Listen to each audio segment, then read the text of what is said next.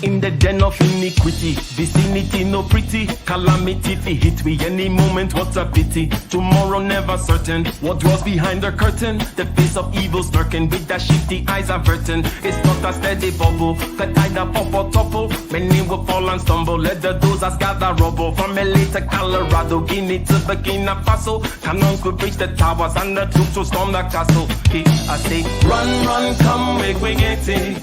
Because the peace that is bestowed upon the meek is overrated. So run, run, come, make we get it. Calling all your daughters and your sons, we come forget it. I say, run, run, come, make we get it. Because the peace that is bestowed upon the meek is overrated. Lord, run, run, come, make we get it. Calling all your daughters and your sons, we come forget it. With the rubble steady steady rising, and hearts are compromising. Convictions here are stifling, making evil appetizing. The fists are steady forming, and countenance is falling. Defenses are withdrawing, possibilities are falling. In these circumstances, evil will make advances. Pick up your sword and lances, and be sure to take your stances. Victory is never promised. The battle is upon us. Gather the brave and honest, and the righteous in your corners.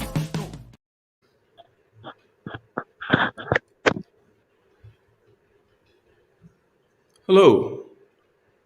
Hello. Is someone playing with your headphones or something?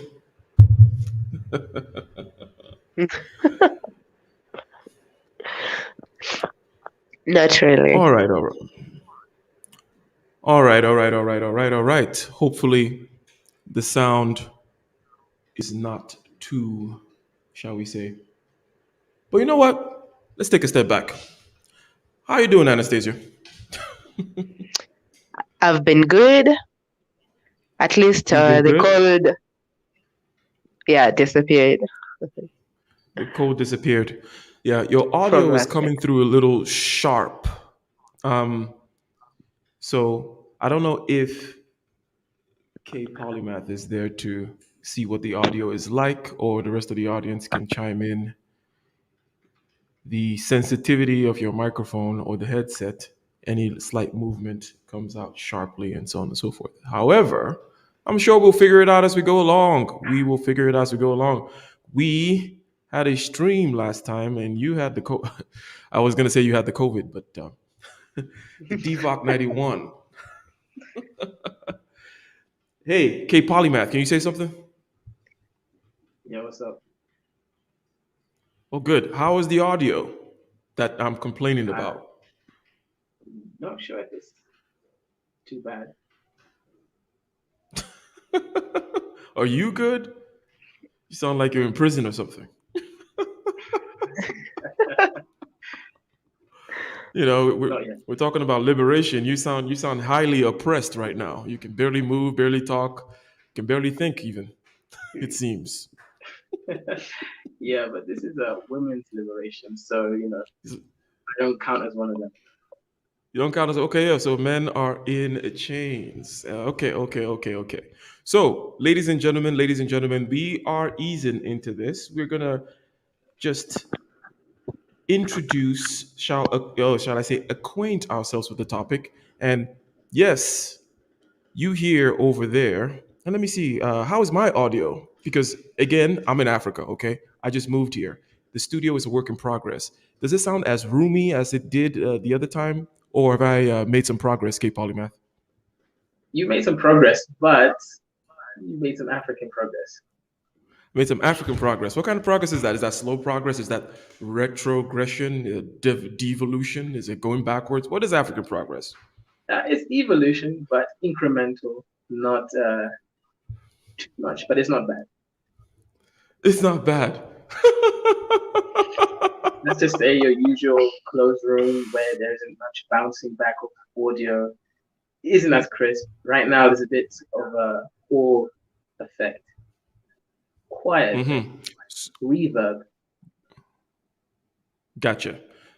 Yes, we will address all these amongst other things. And we still have not officially started the stream, in case anyone was wondering. In case anyone was wondering, we have T in the house that says the audio is fine. T says the audio is fine. So, this is the second appearance of this particular panel, which will, yes, will, and I promise this, will be a regular occurrence on this channel. So, welcome, welcome, welcome. My name is Ike Ogiamian. This is my channel. And over here, we talk about being better and doing better with a strong emphasis on doing. And what are we doing today? What are we doing today? We're continuing in a conversation that we started. How long has it been now? About a couple of weeks ago. There was a stream that we made that said men are useless. And it was not some kind of clickbait. No, we stated the case, as to why it is true that in the 21st century, men are indeed useless. We looked at the state of nature through the lens of Maslow's hierarchy of needs, and we talked, okay? We talked about the fact that a man is supposed to take care of the lower parts of Maslow's hierarchy of needs. And in this day and age, well, you don't need that personal man. Again, men are still the ones doing the work, defending the borders and chopping down the trees out there. But does a woman within the family context need her personal man? Or can she have a collection of men? I think, like Anastasia, for example, I think she has a very fine collection. No shade. Now, Depends on what kind we're of go- shade you're talking about. Dark, what kind of white, shade? Dark brown. shades, different kinds of shades of men that she can have in her collection, just like the purses. And we are continuing that conversation with regards to liberation, freedom, equality. What does that really mean? So I'm going to start off with Anastasia and we'll go to K Polymath, okay? We're going to do this rough and tumble, quick and dirty, as they say. When we say freedom, okay, there are certain things that come to mind. For me, the first thing is freedom from what, right? Like freedom from what exactly? Freedom from responsibilities, freedom from what kind of oppression? So I'm going to throw it to you with regards to rough boundaries, maybe fuzzy feelings about, in other words, not so sharp defined, right? But about what this freedom is, because we'll drill down. Okay. One thing I'll mention here is that nature is rather oppressive. And that's something that everyone can agree with, whether you're a man or woman or whatever it may be. Hence, a big part of the, shall we say, modern endeavor, okay, the scientific revolution, the modern political project, enlightenment, liberal democracy, and so on and so forth, has been a fight against nature, a fight for more freedoms from the strictures and the confinements and the definitions of nature. After all, what is something's nature? It is that which it is and can be no other. It is a straitjacket. We want to liberate ourselves. Take, for example, on the technological front, the pill, the contraception, and it bears upon this particular topic about women's liberation, right? So, contraception liberates you from a certain aspect of nature, right?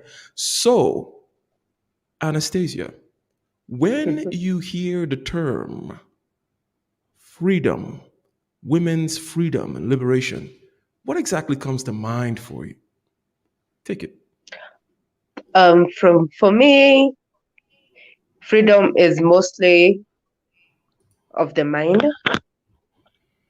because, as you can see, in the 21st century, we can, as women, we can get anything. But then, what slows us down is the mind. So, as long as we are freed from the mind, we'll be good to go.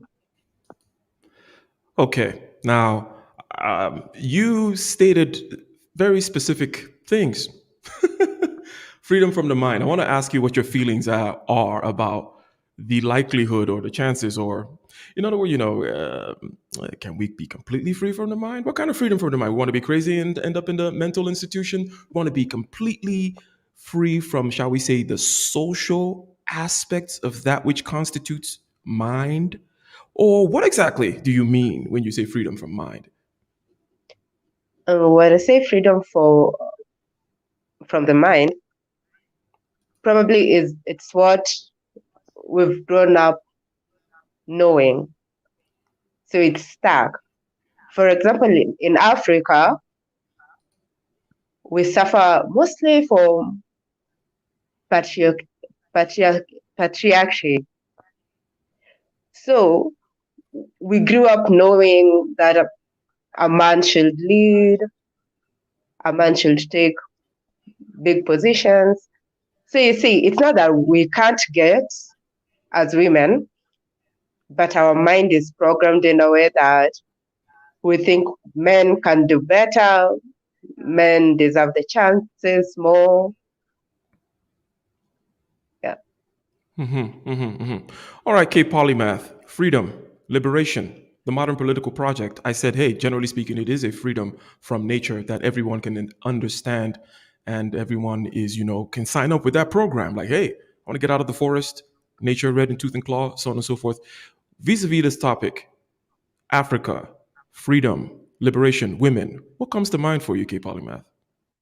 First, I think you focused on freedom from. There's also freedom to, and that can't be ignored. So freedom comes in two parts: freedom from something that is basically like on the neck, and also there's freedom to, which is a freedom for expression, liberation, and self-actualization. So now that we know those different types of freedoms, I'd like to say that we're all fighting individual freedoms based on our individual unique perspectives. Take on these group identities in order to fight in a more productive way, because we feel that if we attach ourselves to a team, that team can allow us to go further. There's that African proverb: if you want to go fast, go alone. If you want to go far, go together. Yeah. But I want you to continue. Okay, so What do you vis-a-vis this topic? What do you think? What comes to mind and to your feelings? I like the fact that you mentioned freedom too, because we were going to get to that as well. But vis-a-vis this topic, what comes to mind? okay, what comes to mind is that women who don't have power want the freedom, yet the women who have power don't want the freedom. So let's talk about a woman who is the wife of a president or an MP or someone powerful. She doesn't want to be liberated because she knows if she's liberated, she'll have to start again by herself. So it's actually the women who don't have power who will seek the liberation.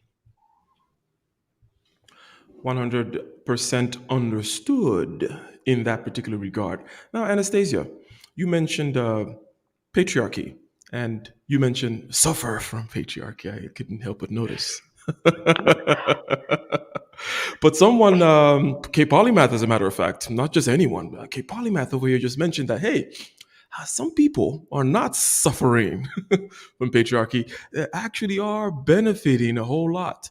They may In be fact, the wife liberation of the is president, or they may be, let's just say, you can even put it within the sexual marketplace. They may be the it girl, the 10. They don't want any of this equality, okay? They want all the benefits that they get from being a woman. So, does that complicate things a little bit? Or what is your reaction to this aspect of power, right? People who have power don't want this kind of liberation from the mind and the rules of the mind that gave them that power.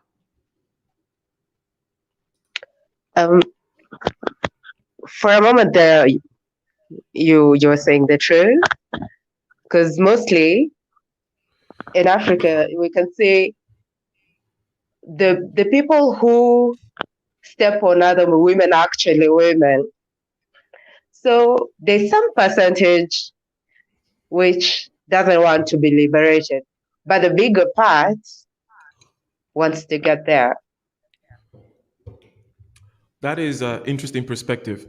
You mentioned, did you just say that it's women that step on women? Sadly, yeah. Okay, let me let me put a better light on that. Now, it is women that tend to enforce norms for everybody. It's not just for other women. They're the ones that, when the borders have been drawn, they typically are going to say, hey, don't go outside there. They're going to use the tools such as shame and guilt and insult and all that kind of stuff, right?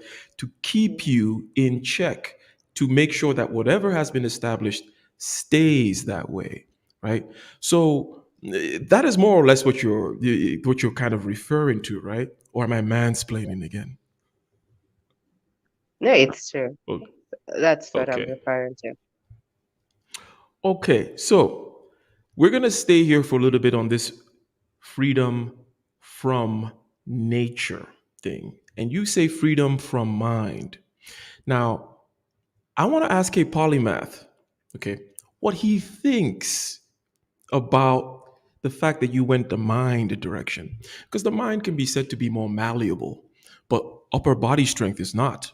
So when you say, hey, men can do X, Y, or Z, maybe it is the case that men can do that, just like women can give birth to children, right? So maybe it is harder to separate or shall we say, liberate yourselves from certain aspects of your being than others. So that's why I said, okay, you talk about the social strictures that have to do with our mind, and the mind, yes, is malleable. Psychology, culture, and so on and so forth varies quite greatly. We can pick and choose. But okay, polymath. Okay, and then we'll go back to you, Anastasia, to see if you have any reactions here.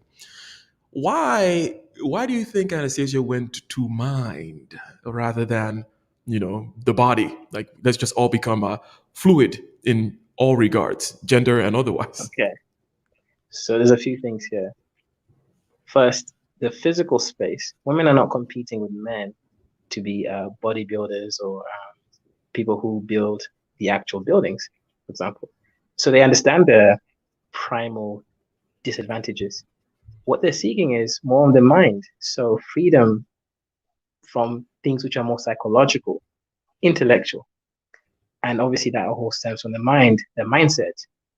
And of course, many women are, as you guys both said, are policed by each other. So when the mind is freed, then obviously freedom of movement in the shared space reality can occur.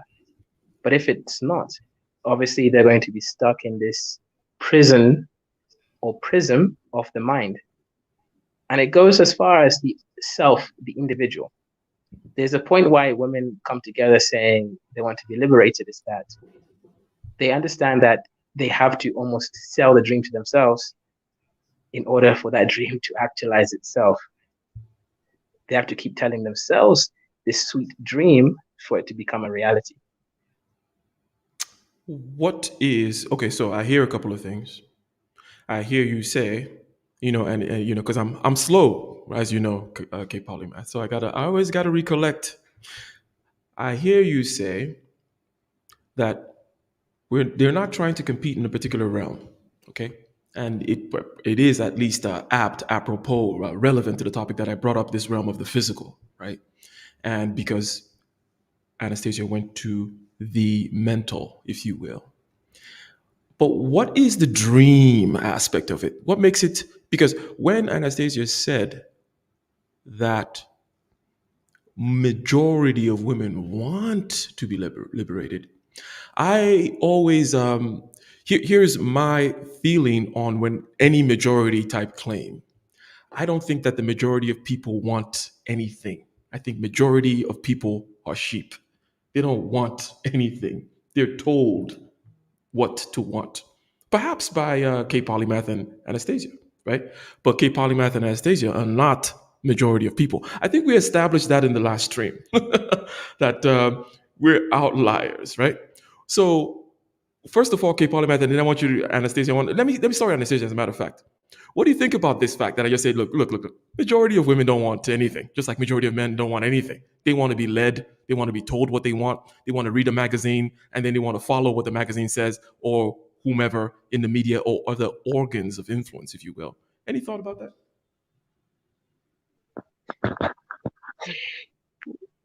Okay, I feel like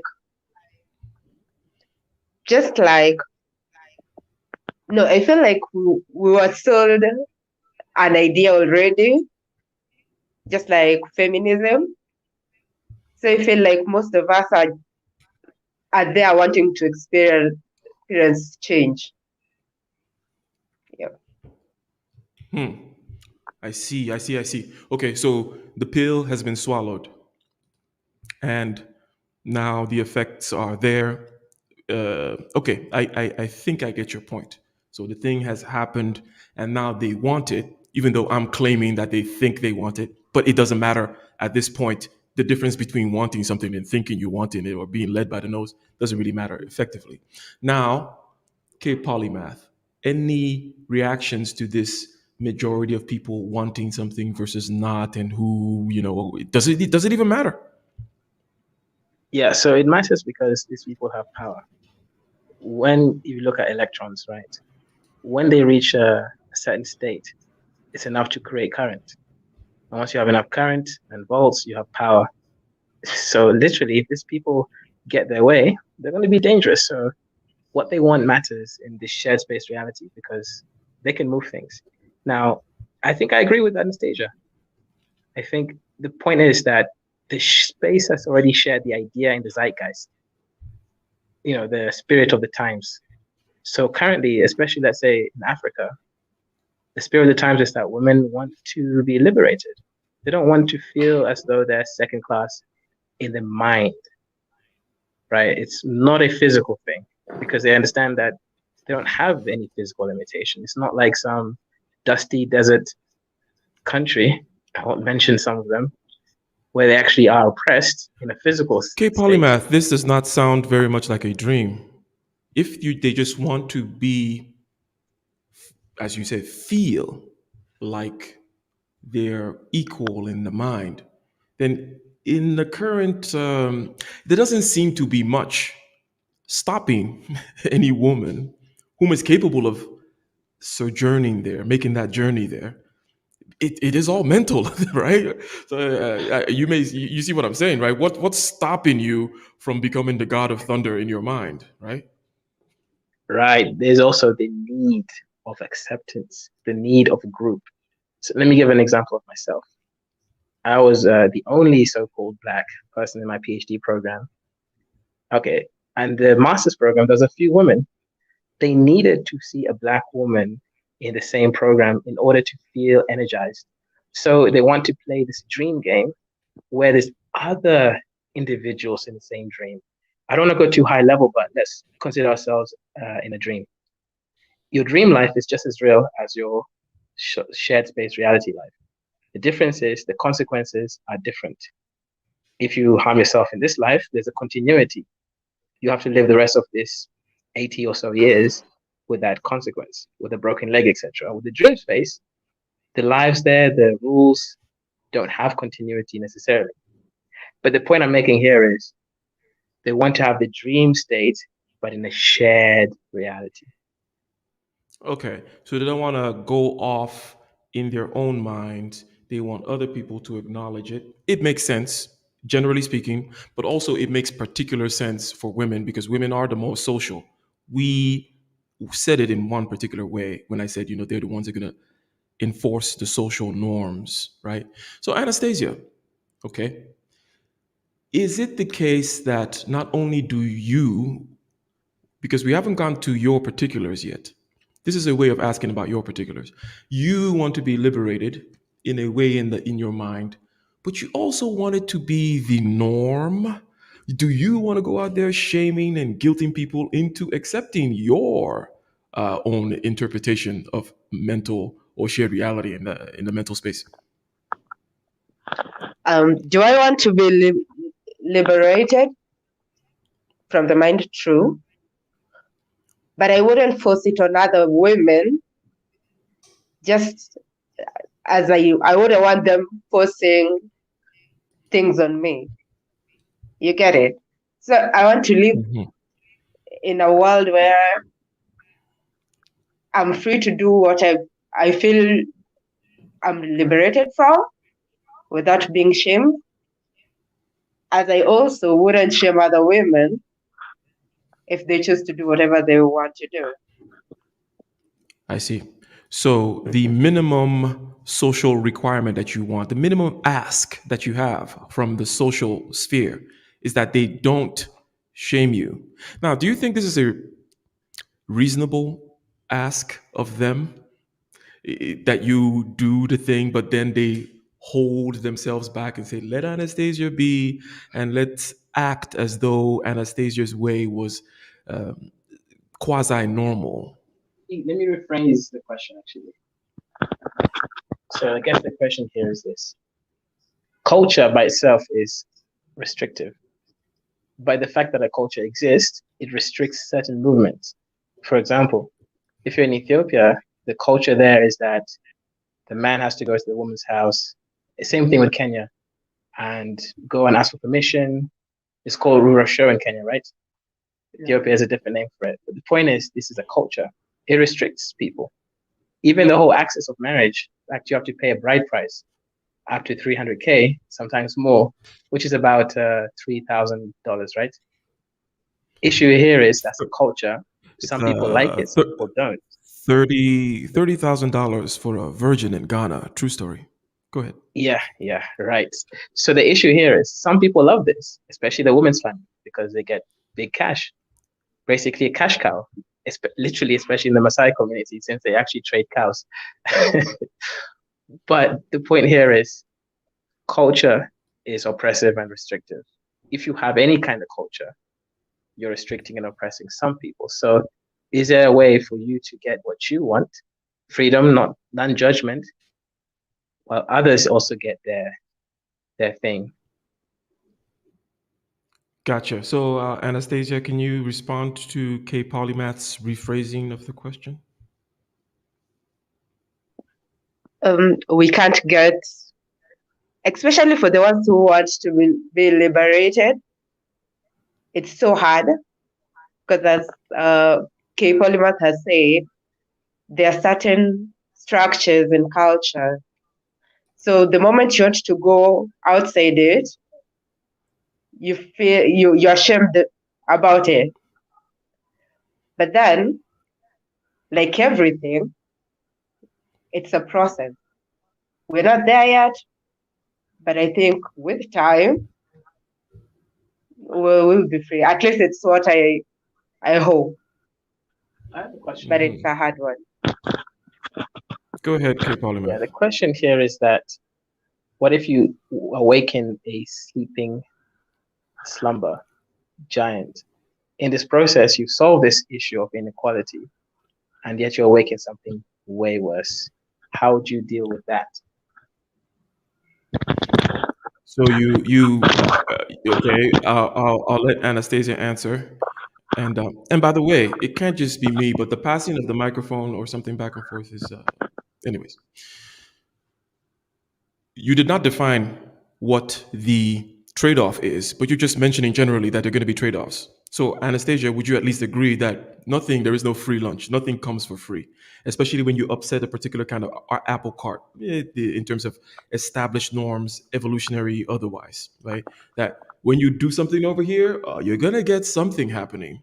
And do you have any ideas as to what may be the trade-offs, and are you ready to awaken this beast, as K. Polymath said? I'm sure there's nothing free, and it will be hard. It will be more of a revolution kind of thing. But I also think at this point, it's not about if it's good or if everyone is getting their end of the bargain, but it's just that we are here. We want to be liberated. It's an ongoing thing, and I feel it's unstoppable right now. Yeah. Okay, so question here is, go ahead, K. Polymath. Yeah. Let's create a scenario. So the scenario is this. Women have been liberated, but now they're also required to fight in wars. Right now, only men are forced to go into war, right? So do you accept this new beast, that women are equally forced to go to war as much as men? For me, I wouldn't really see a problem with that. But then you see, I'm the 5% who would go with that style. Yeah.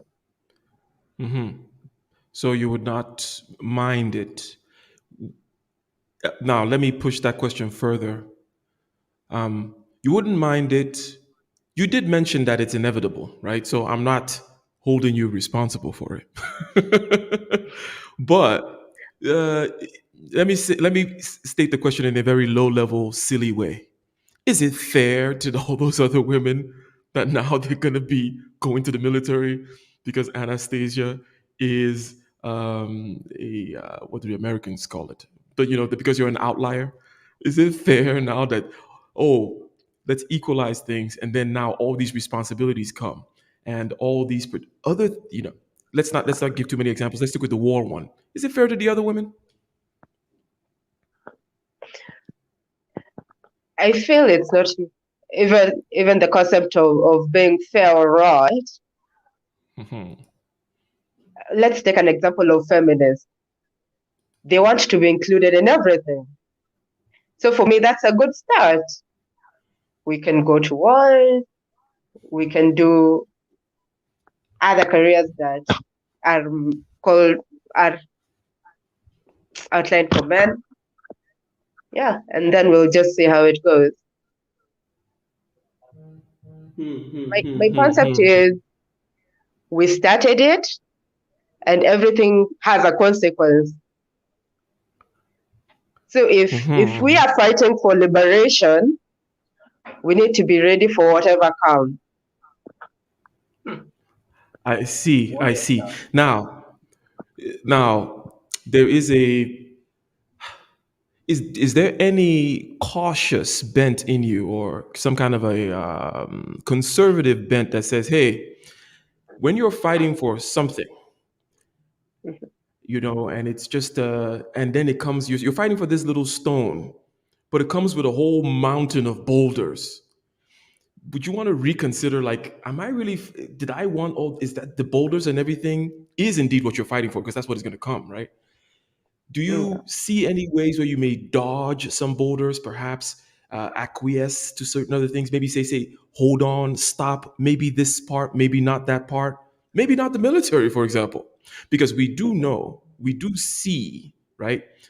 Women, including feminists, okay, say things like, "I want to be liberated in the mind," but then, okay, they also don't want to give up hypergamy, for example. They still want to marry the guy that is bigger, taller, stronger, better, whatever, right? Something that is, we all know what the fairy tale story is with regards to a woman looking up to a man.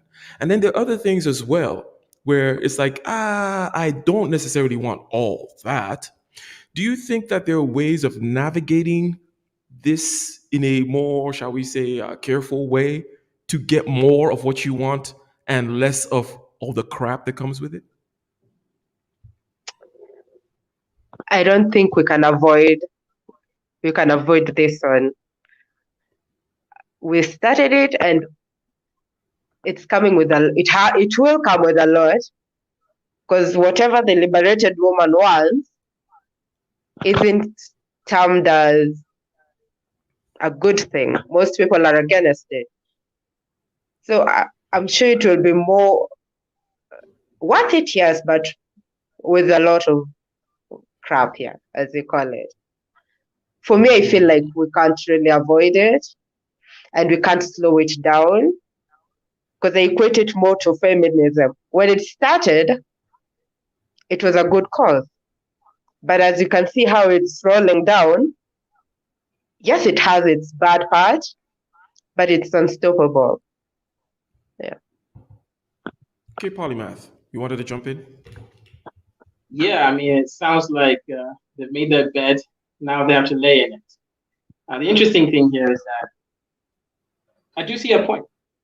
I think she's trying to say, look, yeah, all these things are inevitable when it comes to changing, moving, improving. This is literally the part of sculpting. If you're the image being sculpted, there's going to be the pain process of being chipped away, but there's also the beautification process by the end.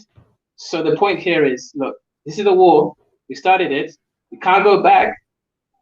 There's no point us ideating whether it was the right thing to do or not, because we do want the core principles that it's presenting.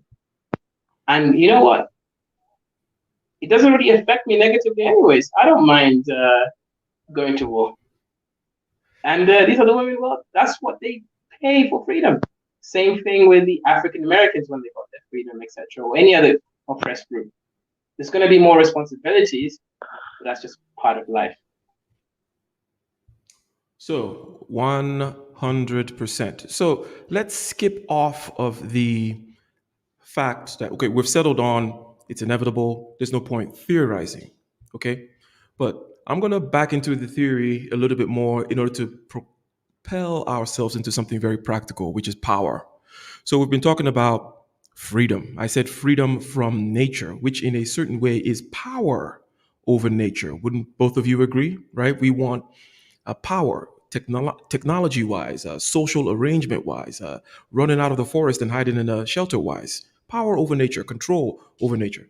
And also, we want freedom, also implies agency, which is the ability to act, the power to act. And then you quickly get into the political sphere, which Anastasia has touched on some things that have to do with politics by saying, hey, you know what? It is after, she mentioned the suffering under patriarchy. She said, but it is tends to be women that are blocking other women. So let me ask you this. When it comes to the wielding of power by women, do you think women, and we're getting practical now. So project and see how you think it will happen. Let me give you this example. White women voted for Donald Trump, not Hillary. Okay, in terms of the masses. Now they did that for reasons which K. Polymath has alluded to. In other words, these are women in power.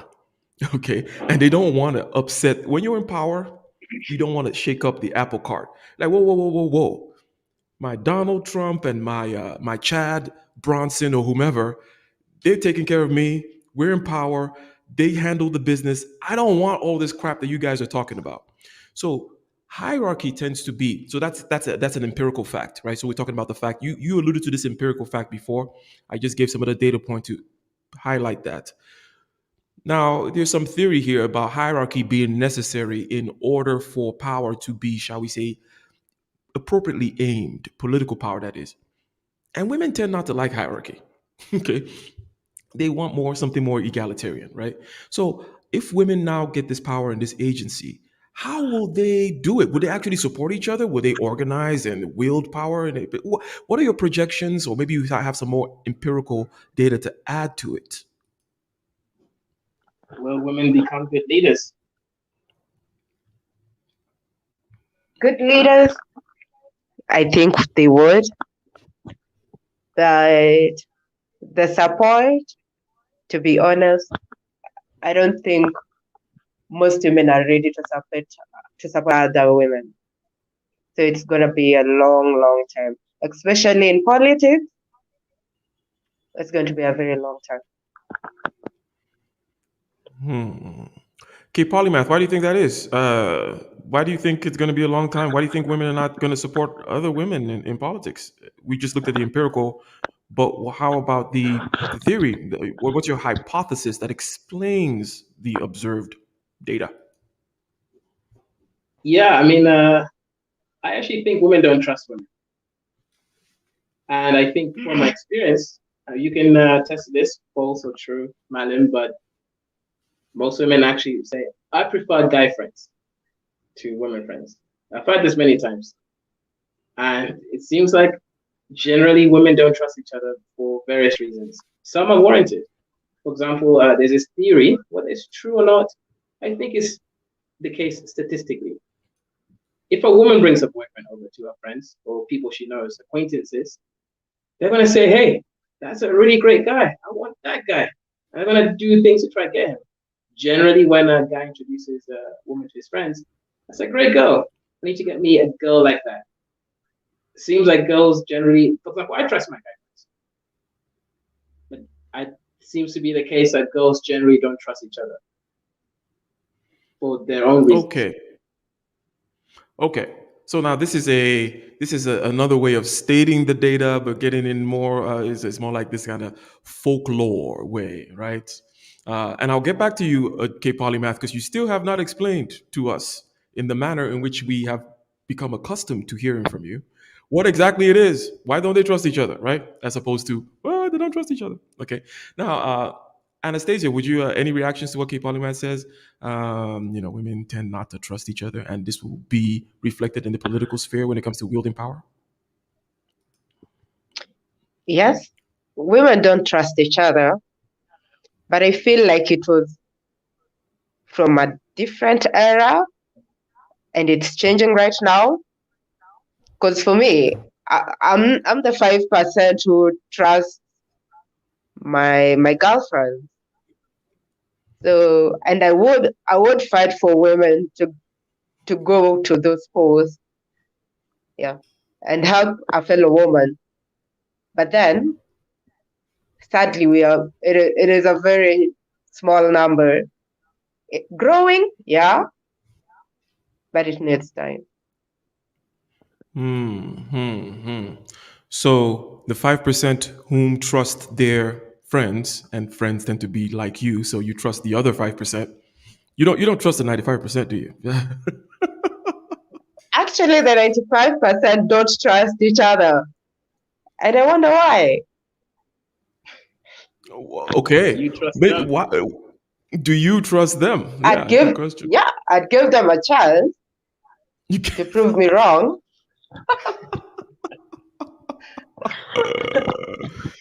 interesting. So, any evolutionary just so stories? Perhaps we could start there, K Polymath. Maybe there's no physics answer to this question, but maybe there's some kind of Yeah, okay, evolutionary so psychology you could let's pull take out of your butt. evolutionary psychology, right? Okay. It does seem that the human species is either R or K. Usually I'm gonna really bastardize it, but basically either you're someone who is going to be adding value as a leader or a follower. And this basically means humans tend to put themselves in a hierarchical position. Women, obviously, throughout history, have seen as the supporting role in general. So what they do is they're going to fight each other to be the best supporter in that role. Men are going to fight each other in order to take control.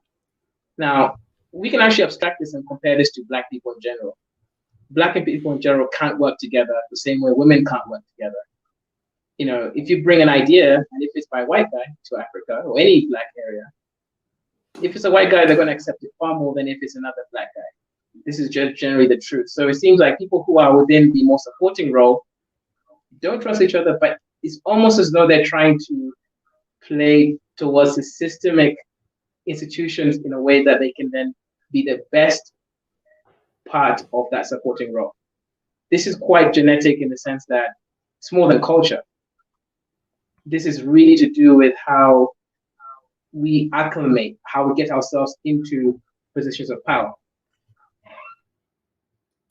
I see. So if you're in the supporting role, then other people around you in the supporting role are trying to get, you know, sorry, I see Anastasia. That's why I was calling you Anastasia. What? How should I? Have I been referring to you wrongly? Because how should I address you, Anastasia? In what style? I think K Polymath called you another name. I don't know if that was an error and that was not supposed to come out, but is Anastasia fine? I heard something else. I'm not going to say Yeah. it in case it Oh, was a mistake. he called me by my second name. It's Okay, Malim. gotcha.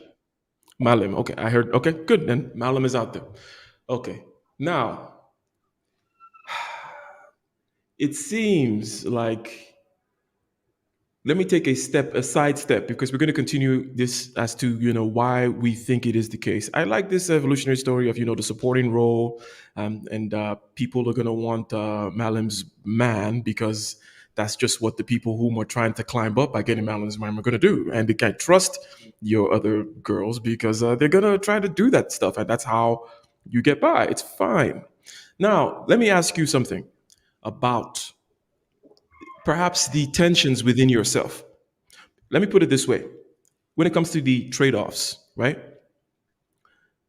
There are these three things in the political sphere: nature, freedom, and equality. We've kind of talked about them, but they are things that we want. Can we agree, K Polymath and Anastasia, that we tend to want freedom, we tend to want equality, but also we like to talk about nature as a good thing as well. Natural this and natural that, wide open spaces, and after all, we are quote unquote natural beings, whatever that means, right? So, are these three values that we tend to have? Would both of you agree? Yeah, in my case, I think that's what we want. But at the same time, I'm going to support the average man. We want freedoms. We know that freedoms have consequences, but we're engineers. We're not just scientists. We want to engineer these consequences away as much as possible. And there's nothing wrong with that, Mhm. because even you, Ike, you do not want to suffer at the complete barrel of the bottom, or bottom of the barrel. You want to suffer in a manner that is aesthetic to it. Like, okay, I've got some pain issues somewhere here. I've got some sight issues over here. But hey, I can still move, I can still dance, I can still X, Y, and Z. You want to suffer within something that you can control enough about and then feel accomplished when you overcome that suffering. And that's the human condition. So 100%, and this is where I've been trying to go when I talked about the pebble and can you avoid all the boulders or all the crap that come with it. I am, as a matter of fact, an engineer. So I'm always trying to foresee all the possible parameters and then try to design, the path of least resistance or vis-a-vis with the outcomes, the path that perhaps gives me the most of what I want and avoid the crap, right? I do that in my personal life and also politically, I want to be in a space, in a kind of a political condition or so on and so forth, that affords me the opportunity to do this as well. So, okay, I want to ask a personal question to Anastasia, but I was only just giving my general freedom is opposed to nature because there is no freedom in nature. Nature is, by definition, something that defines and constricts. A cannot be A, B, C, D, and E. A is A. That's the nature of A. So if you want to be free to be B, C, D, and E, you're going to contend with your nature, right? Also, equality. There is no such thing as equality in nature, either in the sense of being the same or in the sense of just being equal in terms of a spectrum or gradation, right? You got tall trees, you got big trees, you got planets, you got asteroids, you got this, you got that. Things are tend to be unequal, defined, but still we want some equality, we want some freedom, and we want some, shall we say, nature. Now, that is my general way of trying to navigate when, these kinds of political questions come up. But is there anything, Anastasia, that is particular that you would want to you want to preserve? I understand this is my third time asking you this question. Okay. Any particular thing, any one of those boulders that are coming up that you're like, you know what? I think I want to keep this part of the old system, the old mind, right? And you can be as honest as you want. We know you're a soldier out there in the front line, but we are, after all, in the natural universe, and there are always trade-offs, and we have preferences. We have preferred states, as Key Polymath likes to say. So, are there any preferences that you have, things you would want to keep from the old mind?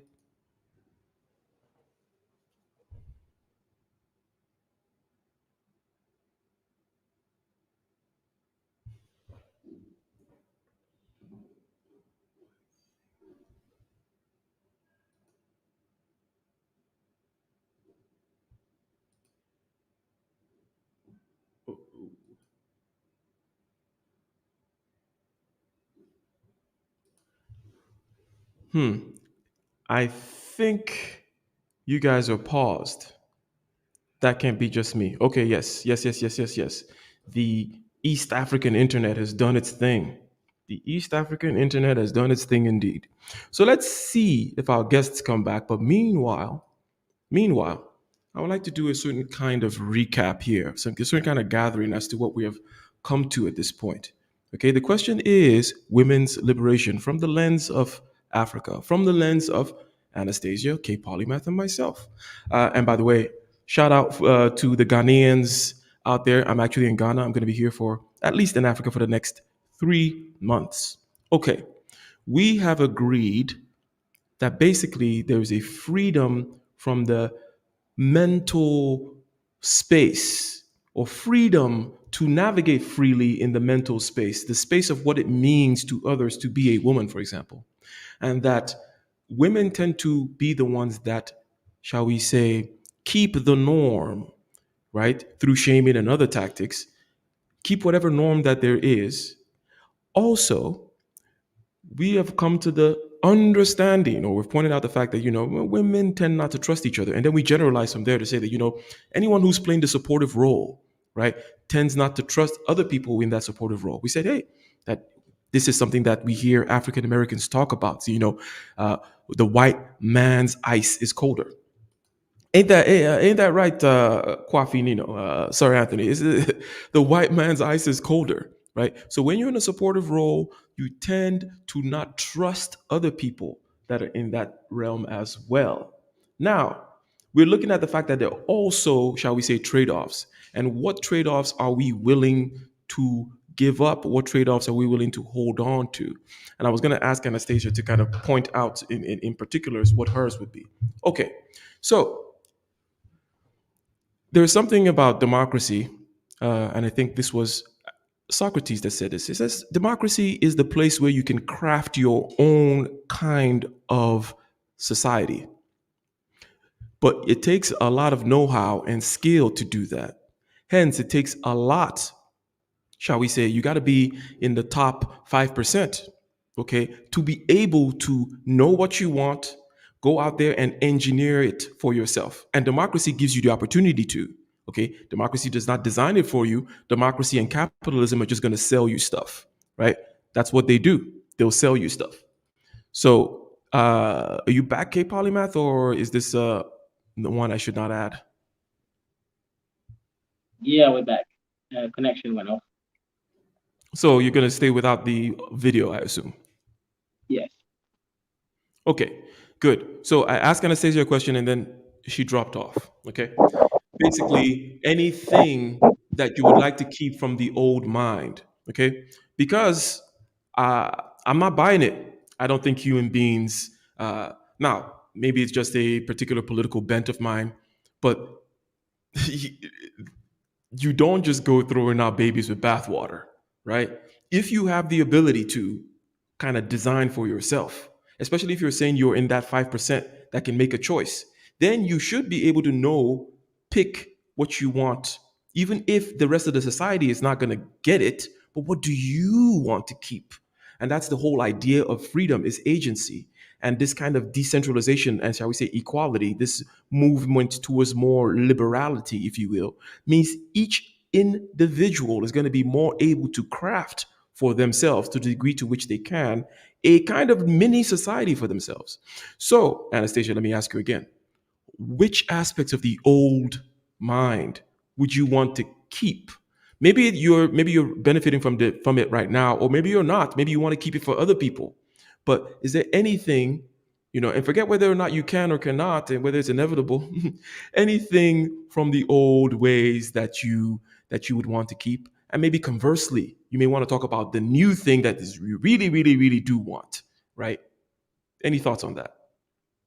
Um, Sadly, I don't think I'd want to keep anything from the conservative space because where I come from, I feel like mm, I don't say everything, but most things need to change.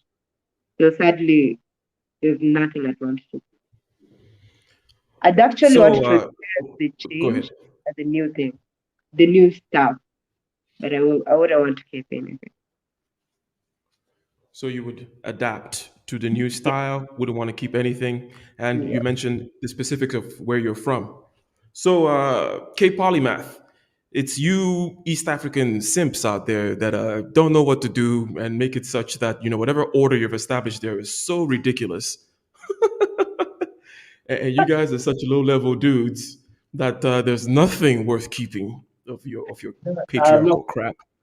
I don't want to come for specific tribes, but there are some specific Cushitic tribes out there that won't even allow their women to walk by themselves over here.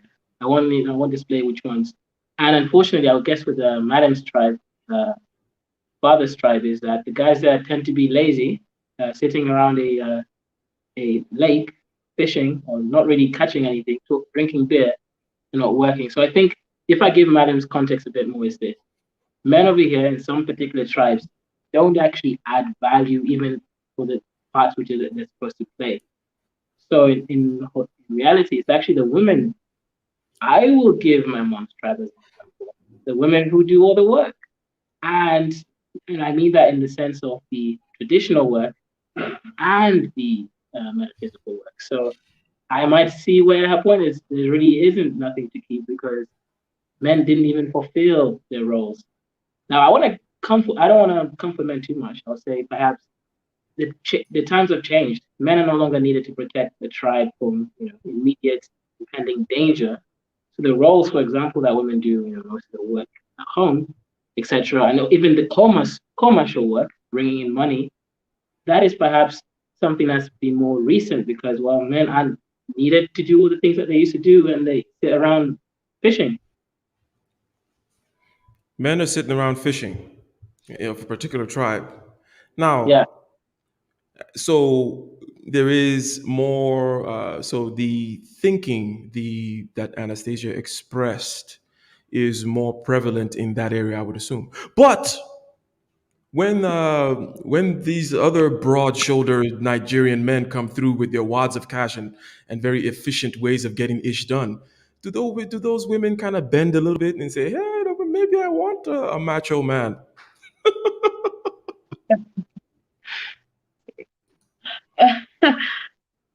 Some would want, but I think we are past that now. My experience begs to differ. But anyways, obviously we're talking in generalities, but generally speaking, yeah, some guys can go out there and really clean up and play the whole. But let me be honest. Let me be honest. Okay, let's just be honest. Okay, we're talking a very small percentage of men, and that can still get away with that kind of stuff, right?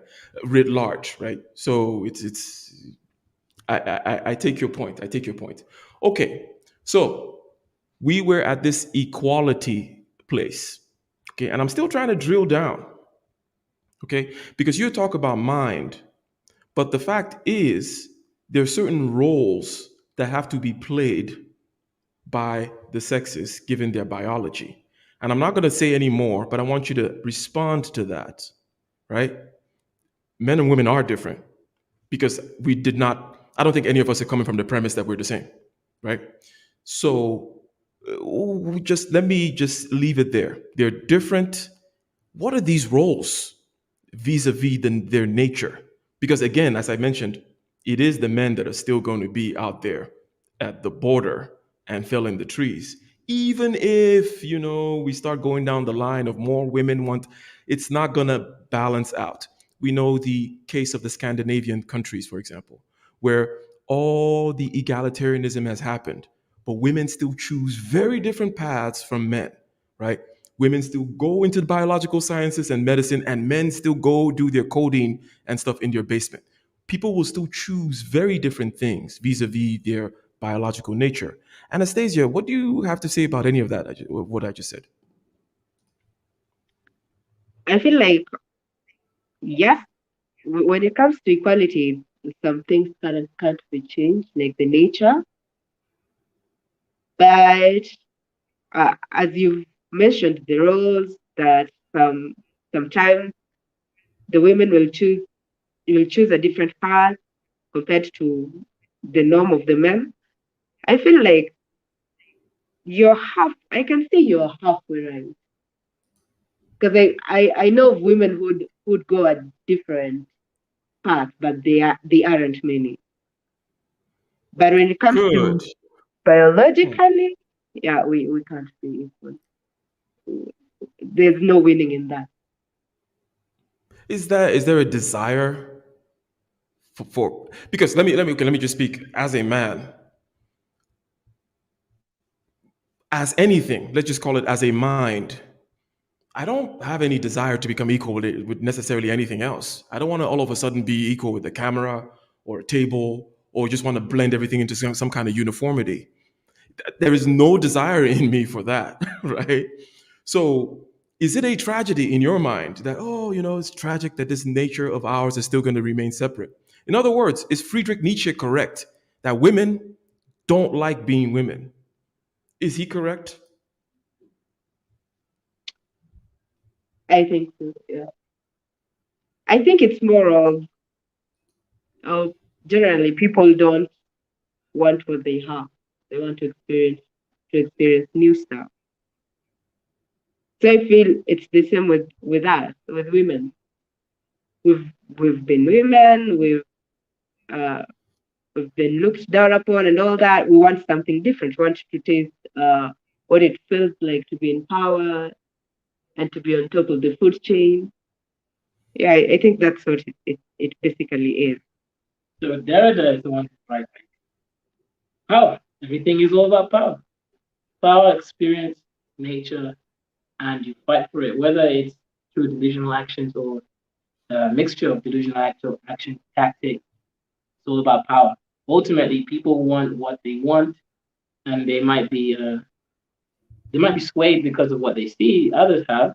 But yeah, I think Nietzsche is right with the first premise, and then the second premise is that's what they want. They want power.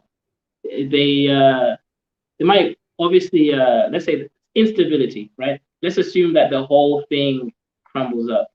They're not really losing because if they already feel they're at the bottom of the hierarchy, everyone's at the bottom with them. And you see, if they're going to be people that are into the supporting role, they don't really care because look, if it all breaks down, we're all in the same position at the bottom. That's not too bad. That's not too bad indeed. Now, um, interesting. So we've agreed with Friedrich Nietzsche, and that particular line is one of the lines for which he's completely condemned by the feminists, right? And yeah, that's why I like Anastasia. She is at least a philosophical mind, because some low-level people will be like, "Oh my God, Friedrich Nietzsche said women don't trust women or women don't." It's like, shut the hell up. Everybody knows what we mean, and everybody sees this. Okay, so I like the fact that you're straightforward, you admit to the truth, and we go all the way down to postmodernism, where K Polymath is referring to Jacques Derrida, correct? Right? For those who are not familiar, you just mentioned Derrida like you're in first name terms with him.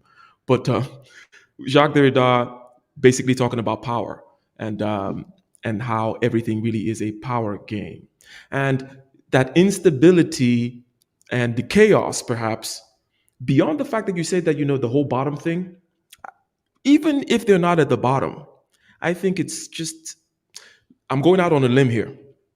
I think it's more in a woman's liking to like some instability, right? They want things to change. They want things to be different. They get bored, do they not? Anastasia, am I crazy? Women tend to get bored, right?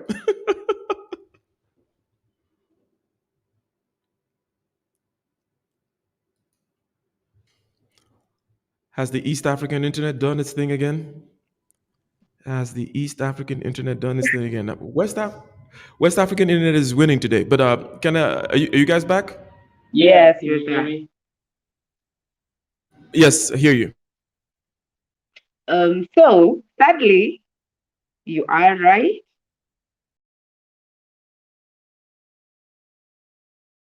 Who doesn't want to experience new things? At least I'm speaking for myself. I'd want to experience something new from the norm.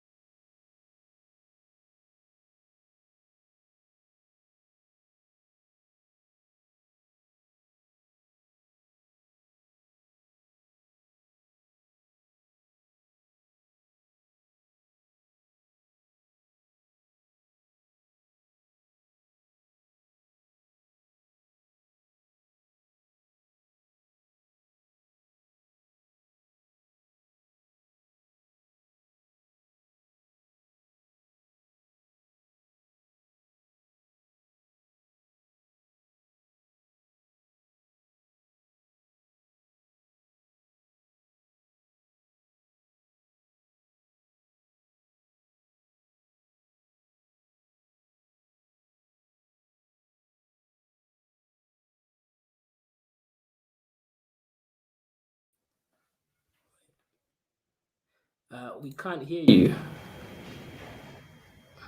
Oh, how long have I been talking without being heard? I think we thought there was an issue here, but it was actually on your end. You're muted. Oh my God. Okay, horrible. But you fell off a couple of times. That's why you were going, okay, you were going back and forth because you thought, okay, good. Now, many things have been kind of, shall we say, admitted to here. If we talked about this last part in the sense that I was just saying that, look, the fact that women tend to be dissatisfied and get bored is their role, it's what they're there to do. And the fact that men, you will hardly find a man that says, I want to be a woman, or I want to be, I don't like being a man. It's not because he's a king, okay? Because we know that men, when it comes to the oppression Olympics, okay, men have borne a lot of oppression in just the raw numbers, right? When it comes to the slavery and the fodder for war, when it even comes to reproductive success, right? Women are way more successful reproductively than men, and all the other things. But still, you're not going to find, and it's curious, you're still not going to find men saying, I'd rather be a woman. And I think that it is not the fact that women want to be men, it's that women just want to be anything other than what is going on right now, right? And they want to just get bored of whatever it is. That is an aspect, anyways. And I was mentioning that we're landing the plane here. We're landing the plane with many, many things that have been identified, some of which are controversial, such as, women don't trust each other. Controversial, but common knowledge, right? Controversial because we get someone like Anastasia to kind of admit to it. And she says, hey, I trust my 5%. I've given the 95% their chance. You have also said that, hey, I don't think women will organize themselves effectively in a hierarchy in order to wield the power properly. But I, Anastasia, in the 5% will benefit for myself anyways. Hence, it doesn't matter what the inevitable will be. So, final words, final thoughts, Anastasia, with regards to freedom, equality, nature, deliberation, projections into the future, right? What exactly it is, will happen. What are your thoughts? And then, we can bring it into the African context as well. First of all, Anastasia, and then K Polymath. Um, I feel like, yes, we want freedom as women, but I also feel like we are not really ready for what it comes with. We want to scream, yes, we want to be liberated, but I don't think everyone who wants to be liberated knows exactly what it comes with. I don't think we are ready for it. But again, it's inevitable. So whether we are ready, whether we agree, it's in play. K Polymath. Yeah, that's an interesting presupposition. I think whether we're ready or not, the courses of the motion is to move forward and to increase ourselves in whatever path that we're following. Meaning, the world has a particular way of moving towards a certain direction. And I agree with Anas here is that whether we want it or not, this is the reality of how things are. And what we can do is simply put ourselves in the position to benefit more from it, or we can also do the whole group thing and lose a battle that we can't win. The only thing is we can pick ourselves up at the end once the dust settles, and that's the path. In terms of freedom of the mind, I think that's a constant battle. I think as humans, we're designed to want some form of freedom, because again, there's no such thing as freedom. We only want what we, based on our experiences, don't have, meaning freedom is very subjective based on our experiences. So we are created by evolution to want that which we do not have. And this is a constant battle. Hegel is right. Hegel is right. Dropping Derrida and Hegel and just casually is Did you is the drop in way. the other guy, the incel nigga? The incel nigga Nietzsche, incel Nietzsche. nigga Nietzsche. It just sounds Everybody, nigga. Nietzsche. Nietzsche. Everybody knows Nietzsche though. Talking about Hegel. Who knows Hegel? Okay, let's do a poll. Can I get a one in the chat? Okay, everybody knows Nietzsche, right? Maybe somebody has heard Derrida because of the constant complaining that Jordan Peterson does about postmodernism. But No, who you knows know, Hegel? man, life is suffering. Can I get a one in the chat if you know Hegel, and two in the chat if you've never heard of Hegel? And K Polymath is just saying, oh, Hegel was right. Like, who the hell is Hegel? By the way, he's an 18th century, I believe, 18th century or maybe 17th towards the 18th, German philosopher. And he was the founder or the father of the dialectic. He had the dialectic meaning A happens and then B, well, let's put it in the low level way. There's a thesis and then there's an antithesis and then there's a synthesis. In other words, there's some kind of opposition, okay? And then, some kind of contradiction, and then you try to resolve it, and then it creates a new contradiction. And then Marx took that from the spiritual dialectic, which Hegel had, into the materialist dialectic that says, hey, it's all about class struggle. This class wants this, that class wants the other, and then they struggle, and then blah, blah, blah. So Hegel was actually the, shall we say, intellectual patriarch that had the whole idea. He laid the foundation down. But he talked about it from a spiritual, in other words, it was about the mind, the culture, the spirit, and its dialectic. And then Marx said, hey, screw all that spiritual dialectic. It's all about material dialectic. And before I Did I go miss too something, much, Polymath? no, well, you didn't miss anything necessarily, but you didn't take it to the logical end. The logical end here is that the human spirit itself is within a dialectic within itself. The human mind, you can break it yourself down into the minute perspective like this. Let me give a simple example. I myself have an issue with myself. I struggle with, am I a Christian? Am I a good Christian? Am I a bad Christian? I struggle within my own self based on how Christianity is interpreted within the church that I go to. I struggle within my own self. Am I or am I not? To be or not to be, as that other English nigga said, or the other one who talked about being. What was his name again? I forgot him. It's a German guy or something. Do you remember his name? Go on, I'll catch it. Yeah, Being the one in time, that guy. Yeah, I know it. I know who you're talking about. Right. So ultimately, we're all in a struggle within self, and that's at the highest level. And the lowest level, obviously, is struggling within the environment. So struggle within self, struggle within environment, and then struggle within self in the environment. There's 3 parts in there. Martin Heidegger is who you're talking about, That's right? it, Heidegger. I don't know about the martini part, but yeah, Heidegger. Martin, they call him Martin, whatever. Right. Martini. So someone asked about thoughts on Schopenhauer. I think that Schopenhauer is one of my favorite writers. Nietzsche is on top for me. And when I say for me, I mean because it just suits my personality very well. No, Nietzsche was against space Jews.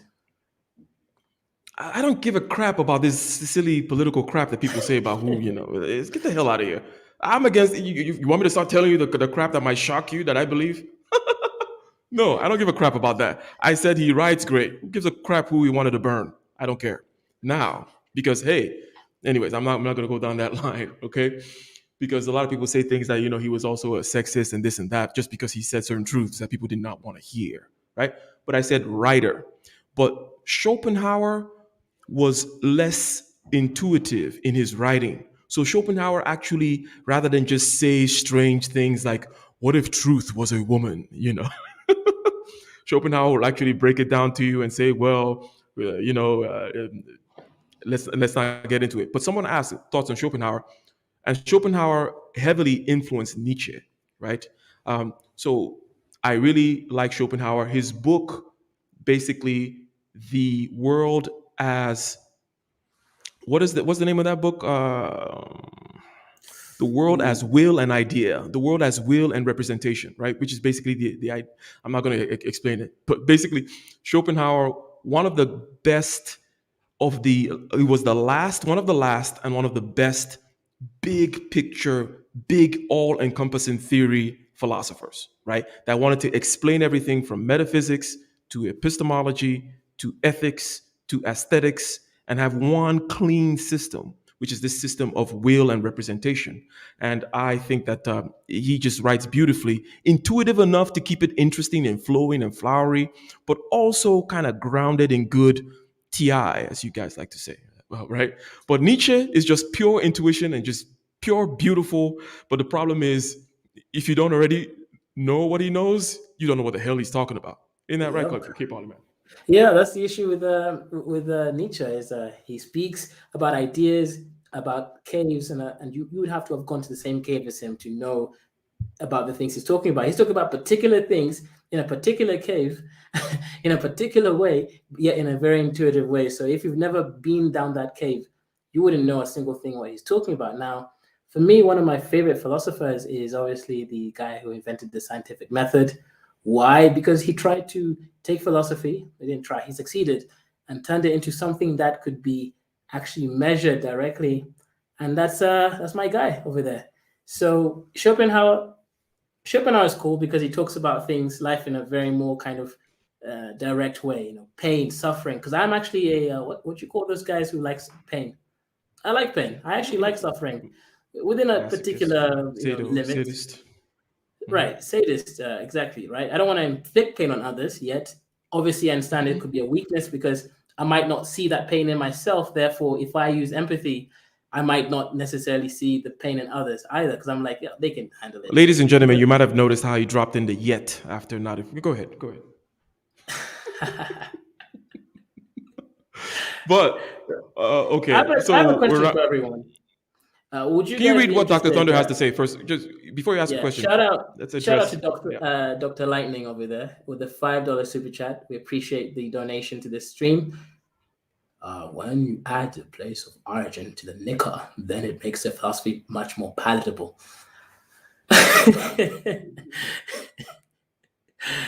Yeah, that's interesting. Yes. That's actually a good point. So you ignorant niggas hear me. Yeah, go ahead. What was your question? Yeah, so it's more of a statement, or question to everyone else. Would you guys be interested if we did a show 4 weeks from now, same stream, but on philosophy, on going through a particular book or two books out there, and then we go through some of the ideas in those books. We'll give you the books in right now. We'll kind of promote it so that everyone can read it and have an idea of what we're going to be speaking about. That's going to be a much more philosophical. These niggas don't read. You believe in that theory that if you want to hide something from a black man, put it inside a book? Yeah, I'm definitely down for that idea. I actually did a review of the world as a will and idea, which I wouldn't mind revisiting. I've done a few things on Nietzsche's Beyond Good and Evil, and all the beautiful ideas that are in there. Master morality, slave morality, all that kind of stuff. And I do like highfalutin, shall we say, metaphysical talk. Generally speaking, that never quite lands anywhere.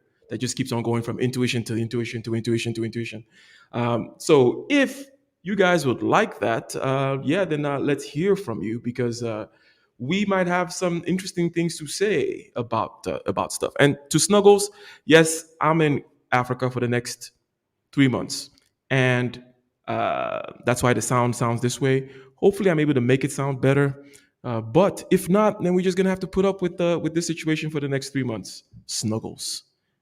All right.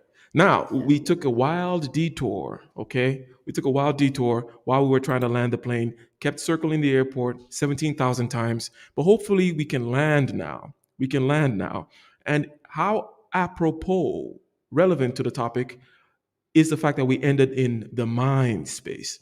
Because I'm going to go ahead and 100% agree with, maybe this is not exactly what Anastasia was saying. I don't know. But when it comes to being an outlier of somebody that really, really wants to be all the way out there in mind, that's me. The difference is I don't want anybody else there. I don't even want you to recognize that that's what I'm doing. I don't give a... Okay, let me slow down. K Polymath has told me to stop being such a... Yeah. Let me give more context to that. So people like me and Dr. Thunder out there, or Dr. Lightning out here, is that we actually want others to appreciate the game that we're playing, and we want others to participate. And obviously, Malin, being an ENTJ, she also wants to experience the externalized world in her mind, you're the only one out here who's in his own woo world out there thinking about some abstract dreams, notions, and you don't really want anyone else to come in. You're that selfish kid that used to think of all the great ways to save money from the buses, that doesn't want anyone else to know about it. Let me give context to this. When you're young, you don't have any money, and let's say you live in America or US, you go inside of the bus, right? You buy a bus ticket, you throw it, you scrunch it, and then you throw it outside to your friends to get it, or you have a deal or something, which I discovered, which is you go have two people waiting on the bus stop that's next, and then you go on to two people there. You buy a family bus ticket, and you actually end up getting seven people instead of like two people or three people, etc. But Ike wanted to do it all by himself. He didn't want to go sharing out all these new complex stories in his mind. He doesn't want everyone else to know about what's really going on. That's why if you ask Ike, hey Ike, teach us, how do you make $500,000 a year or however much he makes, right? He's gonna tell you, well, you gotta go master your subjective consciousness, and that he's even writing a book about it. So it's gonna come out soon. But he's gonna go around here and tell you all these interesting little sweet nothings. He won't go out there and tell you, okay, well, you know what? Get yourself a degree, get yourself a master's degree because you're gonna push yourself higher on the hierarchy. And then once you have your master's degree, go and get your engineering license in 3 different states, and then incorporate a company. Then go find some crazy intuitive guy to do something to it. He won't tell you all the steps. He'll just tell you, you gotta master your subjective consciousness. So that's the difference between me and the Anis over here, and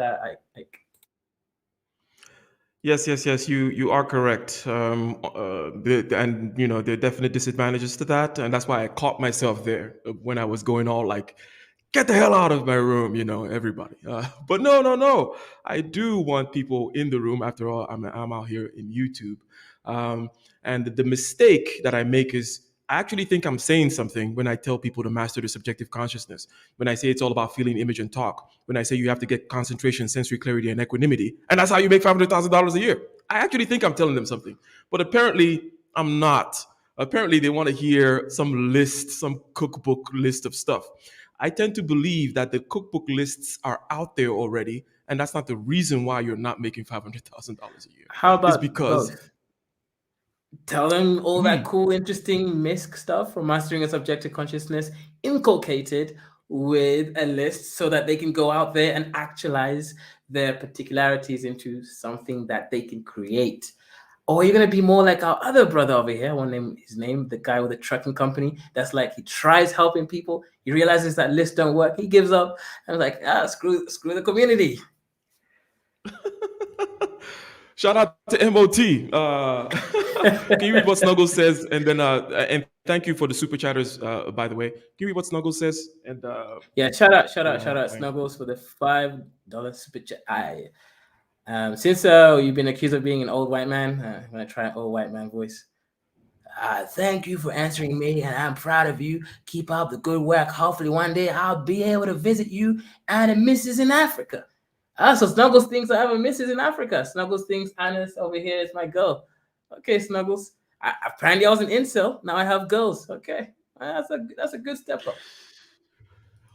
Quafinino is also asking you about, but anyway, yeah, I think they're curious as to what's going on over there. But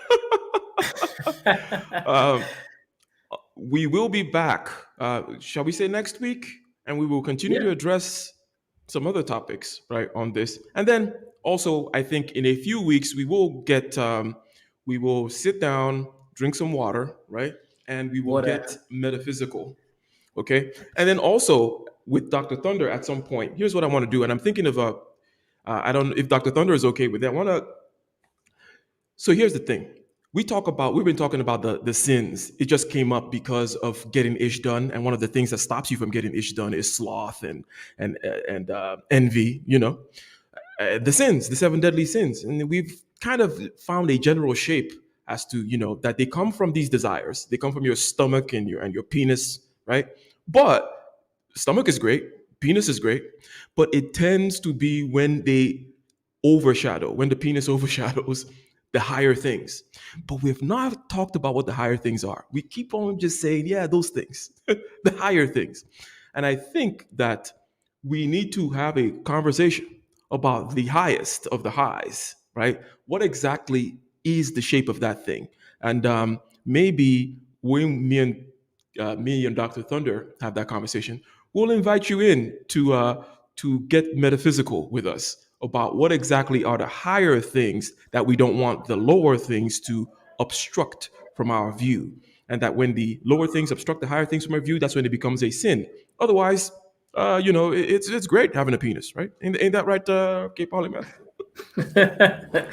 Yeah, don't let your little head distract you from your big head, as Coach Greg Adams says. Shout out to him, Coach Gang. All right, and we end on the biological note, which is apropos to the topic about the strictures of biology, the constraints of biology, which then write themselves upon nature, or write themselves upon culture, if you will, and also the mental traps that Anastasia has been saying that we have been written into, and then through no fault of our own, certain percentages of people don't want to be within that kind of box, and we want to liberate ourselves, and we're gonna then try to balance or just accept whole cloth all the trade-offs, all the bad stuff that come with the kinds of liberation that we're after. And until next time, ladies and gentlemen, we are gone.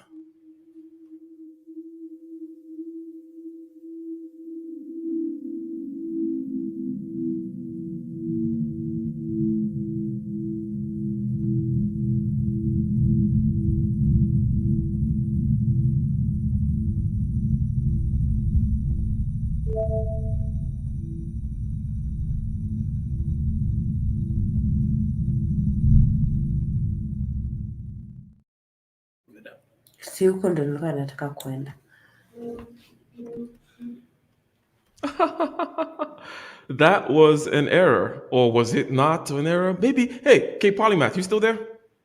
Yeah, I'm still over here. Okay, all right.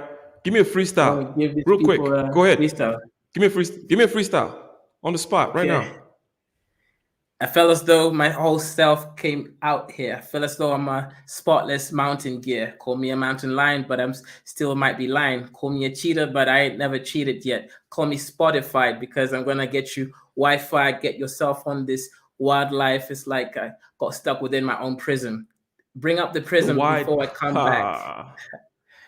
Bring up the prism before I come back like Sir Ism. The schism come through the earth down to the heavens, and I devour and I separate all the sevens from the other ones. And then I come with the other gun.